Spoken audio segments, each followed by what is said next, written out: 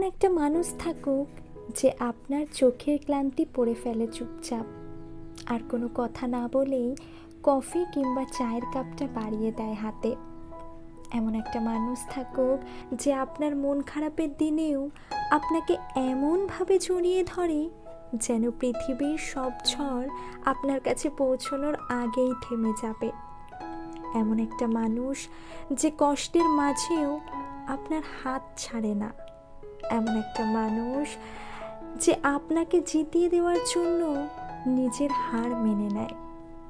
এমন একজন মানুষ যেন প্রতিটি মানুষের জীবনে আসে, যেন এমনভাবে ভালোবাসা পায় তারাও যারা একটা সময় এটা বিশ্বাস করতে বাধ্য হয়েছিল যে ভালোবাসা কেবল গল্পের বইয়ের শেষ পাতাতেই থাকে।